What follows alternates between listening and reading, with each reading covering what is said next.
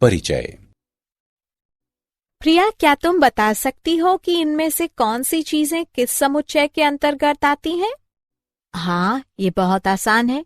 Stamp स्टैम्पों के समुच्चय में आती है, पेंसिल पेंसिलों के समुच्चय के अंतर्गत आती है, और यह सिक्का सिक्कों के समुच्चय के अंतर्गत आता है। दीदी, ये समुच्चय क्या है?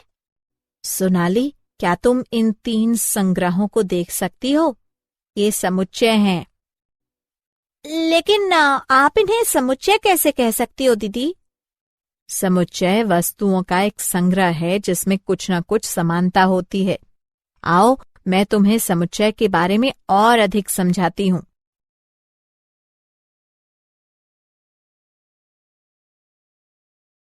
उद्देश्य। इस पाठ के अंत में आप निम्न करने में सक्षम हो जाएंगे: समुच्चय और उनके निरूपण को जानना, समुच्चयों के रोस्टर रूप और समुच्चय निर्माण रूप को समझना, रिक्त समुच्चय को समझना, परिमित और अपरिमित समुच्चयों को जानना, समान समुच्चय को परिभाषित करना।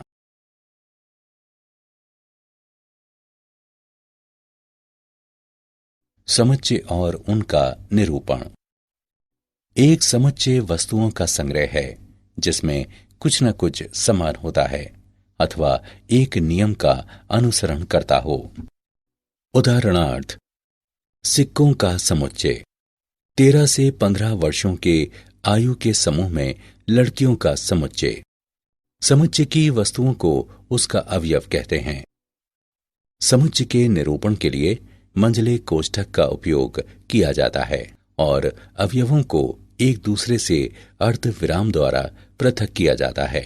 अतः केशा के लिए बाहरी पहनावे का समुच्चय होगा। ए बराबर कोट, टोपी, स्कार्फ, दस्ताने, जूते, जहां ए समुच्चय का नाम है तथा कोष्ठक ये दर्शाता है कि उनके बीच लिखी हुई वस्तुएं समुच्चय के अंतर्गत आती हैं। इस प्रकार एक समुच्चय को अलग अलग वस्तुओं के एक संग्रह के रूप में परिभाषित किया गया है।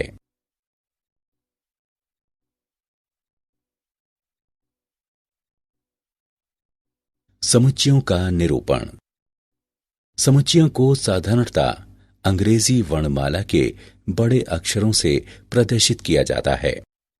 एक समुच्चय के अवयवों को साधारणतः अंग्रेजी वर्णमाला के छोटे अक्षरों द्वारा प्रदर्शित किया जाता है।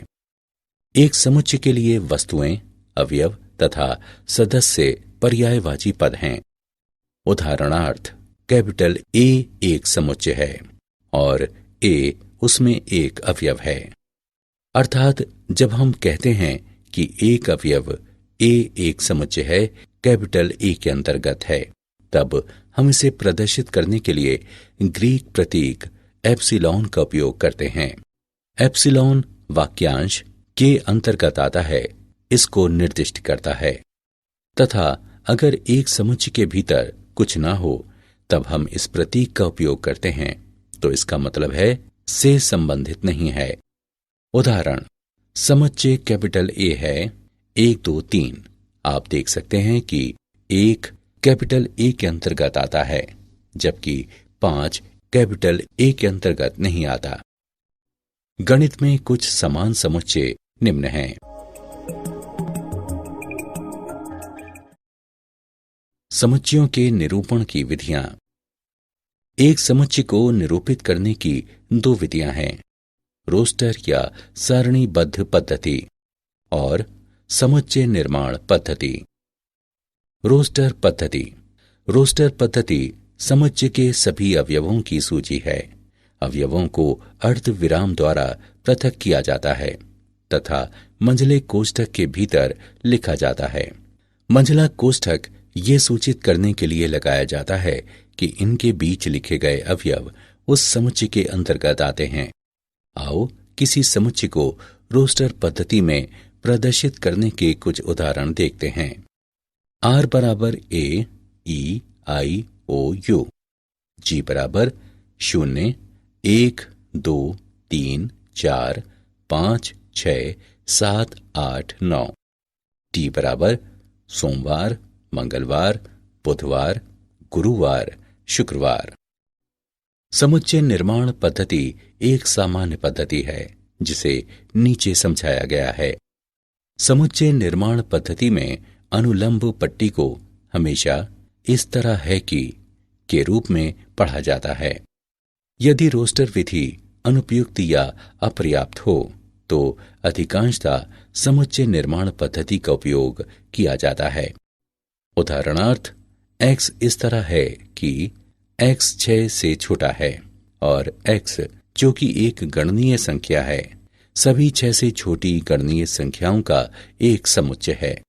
नोट करें कि 1, 2, 3, 4, 5 की तरह ये समान समुच्चय है।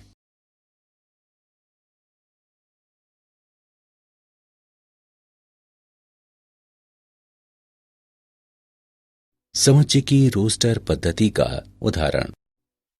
जब पैटर्न स्पष्ट हो तथा समुच्चय बड़ा हो तब साधारण रोस्टर पद्धति की भिन्नता में एलिप्सिस यानी न्यून पदों का उपयोग किया जाता है। 9007 के बराबर अथवा उससे छोटी विषम गणनीय संख्याओं का समुच्चय है 1, 3, 5, 7 इत्यादि 9007 तक। सभी गणनीय संख्याओं के समुच्चय को 1, 2, 3 इत्यादि से निरूपित किया जाता है। रोस्टर विधि में 7 से कम सभी सम धनात्मक पूर्णांकों के समुच्चय को 2, 4, 6 के रूप में लिखा जाता है। विषम प्राकृत संख्याओं के समुच्चय को 1, 3, 5 इत्यादि द्वारा प्रदर्शित किया जाता है। स्कूल शब्द की रचना करने वाले अक्षरों का समुच्चय है SCHOL अथवा HOLCS। यहां अवयवों के क्रम को किसी भी प्रकार लिखा जा सकता है।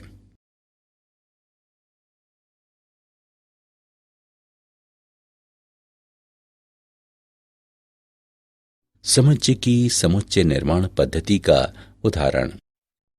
सभी x का समुच्चय इस तरह है कि x 0 से बड़ा हो।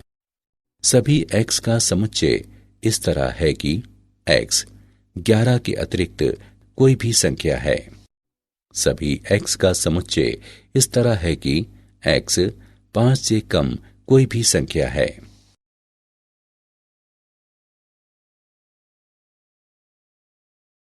रिक्त समुच्चय। जिस समुच्चय में एक भी अवयव नहीं होता वह रिक्त समुच्चय या अशक्त समुच्चय कहलाता है। इसे अशक्त या शून्य समुच्चय भी कहा जाता है।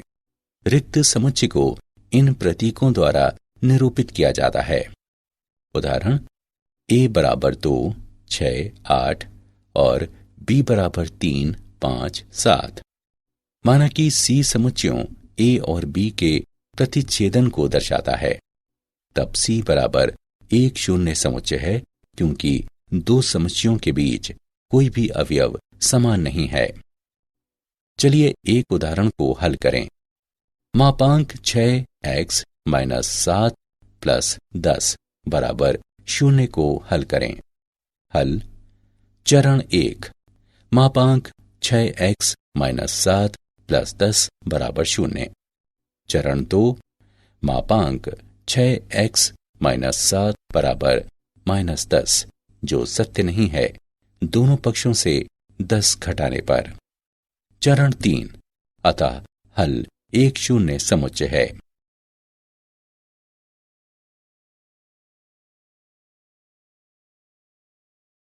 परिमित और अपरिमित समुच्चय। परिमित समुच्चय समुच्चय जो रिक्त है अथवा जिसमें अवयवों की संख्या निश्चित होती है परिमित समुच्चय कहलाता है।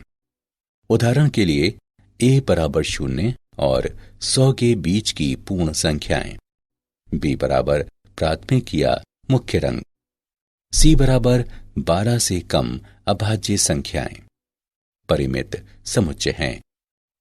अपरिमित समुच्चय। अपरिमित समुच्चय अवयवों की अपरिमित संख्याओं वाला समुच्चय है। एक अपरिमित समुच्चय के सभी अवयवों की स्पष्ट सूची बनाना संभव नहीं है। उदाहरणार्थ, X एक ब्रह्मांड के भीतर परमाणुओं का समुच्चय है। Y एक पूर्ण संख्याओं का समुच्चय है। W एक समपूर्णांक संख्याओं का समुच्चय है। अपरिमित समुच्चय हैं।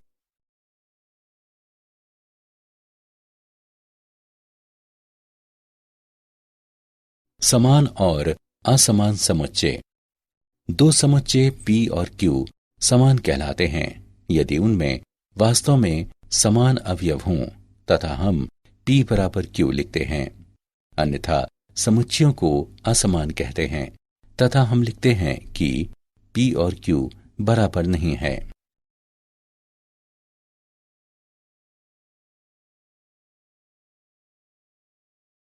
समान समुच्चय का उदाहरण। समुच्चय A बराबर 3, 4, 6 और B बराबर 6, 3, 4 बराबर हैं क्योंकि उनके अवयव समान हैं। यदि समुच्चय के एक या एक से अधिक अवयवों को दोहराया जाता है तो समुच्चय बदलता नहीं है। उदाहरण के लिए कैपिटल A के सभी अवयव कैपिटल B में हैं अथवा कैपिटल B के सभी अवयव कैपिटल A में हैं तो समुच्चय A बराबर 5, 6, 7 और B बराबर 6, 6, 5, 7, 7 बराबर हैं। यही कारण है कि हम प्रायः किसी समुच्चय का वर्णन करते समय उसके अवयवों की पुनरावृत्ति नहीं करते हैं।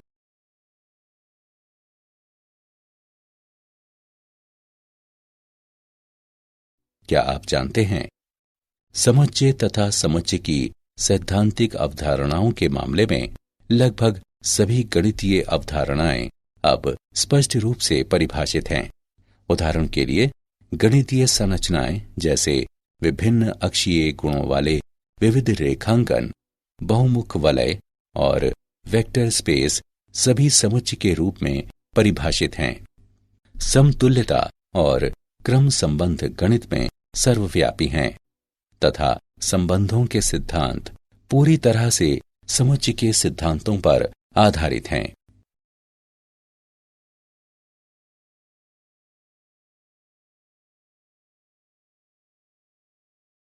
सारांश। आइए हमने जो कुछ सीखा है उसे संक्षेप में दोहराएं। समुच्चय एक अच्छी तरह से परिभाषित वस्तुओं का संग्रह है। एक समुच्चय जिसमें कोई अवयव नहीं है उसे रिक्त समुच्चय कहा जाता है। एक समुच्चय जिसमें अवयवों की संख्या निश्चित होती है उसे परिमित समुच्चय कहा जाता है। अन्यथा समुच्चय अपरिमित समुच्चय होता है। दो समुच्चय A और B को एक समान कहा जाता है यदि उनके अवयव वास्तव में एक समान हों।